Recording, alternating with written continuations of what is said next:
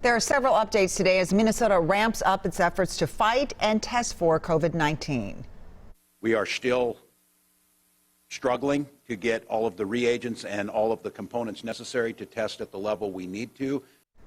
Governor Tim Walz says that the Mayo Clinic and U of M Fairview are now starting to help handle some of the lab testing. That is helping to bring down the number of tests that still need to be processed. Right now, that number is at 1,291. Minnesota now has 115 confirmed cases of COVID-19.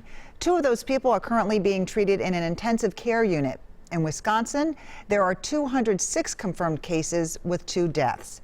Here's a look at where those cases are being reported in Minnesota and Wisconsin. But as health officials reminded us today, just because the county you live in may not have reported a case does not mean there aren't infected people there. This afternoon, Illinois became the latest state to move towards shelter in place. At today's press conference, Governor Tim Walz says it could also be an option for Minnesota.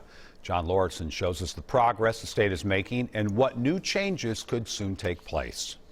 The good news is in Minnesota is the collaboration and the cooperation that's being built up and the new teams that have been stood up. During the end of what Governor Walz is calling one of the most disruptive and confusing weeks of our time, he highlighted new changes for Minnesotans, including an executive order to ban price gouging.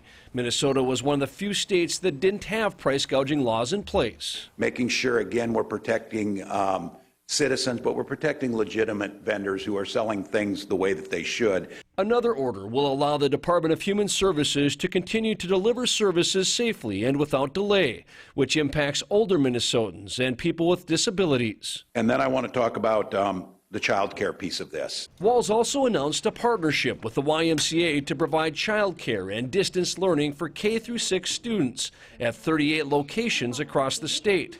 Children of emergency workers will be prioritized. It's one where folks are stepping into the void and asking what they can do to help to make sure that's there. While other states have moved towards shelter in place, the governor says there are no plans to do that here just yet. At this point in time, was not prepared and am not prepared to make that, but I am prepared at some time in the future if it becomes necessary with the data and where we're at to make that decision.